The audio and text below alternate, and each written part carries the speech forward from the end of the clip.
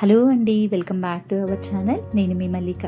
ఈరోజు మనం వేసవి కాలంలో శరీరానికి ఎంతో చలువ చేసే ఒక చక్కటి పెరుగు చట్నీని అయితే మీకు చూపిస్తానండి. ఇది మనం కీర దోస కొబ్బరితో చేస్తాము. హెల్త్కి చాలా మంచిది అండ్ టేస్ట్ కూడా చాలా బాగుంటుందండి. దీనికోసం ముందుగా ఒక కీర దోసకాయని తీసుకొని శుభ్రంగా కడిగి పైన ఉన్న చెక్కు మొత్తం కూడా ఈ విధంగా తీసేయాలండి.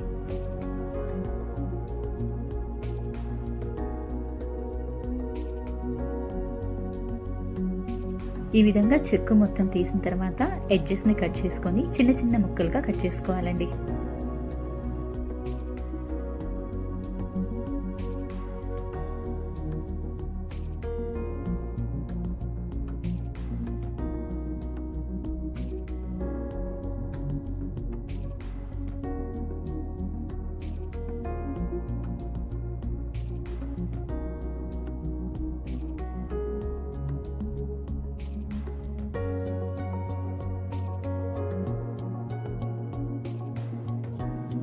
ఇప్పుడు ఒక మిక్సీ జార్ తీసుకొని దాంట్లోకి మనం ముందుగా కట్ చేసి పెట్టుకున్న కీర దోసకాయ ముక్కల్ని వేసుకుందామండి.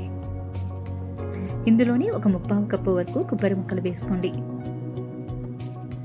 అలాగే ఒక చిన్న కొత్తిమీర కట్టను కూడా వేసుకోండి. రుచికి తగ్గట్టుగా పచ్చిమిర్చి వేసుకోండి. నేను ఇక్కడైతే ఒక 3 పచ్చిమిర్చి వేస్తున్నానండి. ఈ విధంగా తుంచి వేసుకోండి. అలాగే ఒక టేబుల్ స్పూన్ వరకు జీలకర్ర వేసుకోండి. 1/2 టేబుల్ స్పూన్ మిరియాలు వేసుకోండి. 4-5 వెల్లుల్లి రెప్పలు కూడా వేసుకోండి. ముందుగా వీటన్నిటిని కూడా మెత్తగా గ్రైండ్ చేసుకోవాలండి. ఈ విధంగా మెత్తగా గ్రైండ్ చేసుకున్న తర్వాత ఇందులోకి 1 కప్పు పెరుగు వేసుకోండి. ఈ పెరుగు మీకు పుల్లగా ఉన్నా పర్లేదు, లేదంటే అప్పటికప్పుడు తోడేసిన పెరుగైనా పర్లేదండి. ఈ పెరుగు మొత్తం కూడా వేసుకొని ఇందులోకి రుచికి తగ్గట్టుగా ఉప్పు కూడా వేసుకొని మరోసారి గ్రైండ్ చేసుకోండి. ఈ గ్రైండ్ చేసుకున్న మిశ్రమాన్ని మొత్తాన్ని కూడా ఒక బౌల్లోకి వేసుకోండి. అదే మిక్సీ జార్లో మరికొన్ని నీళ్లు పోసుకొని దాన్ని కూడా వేసుకుందామండి.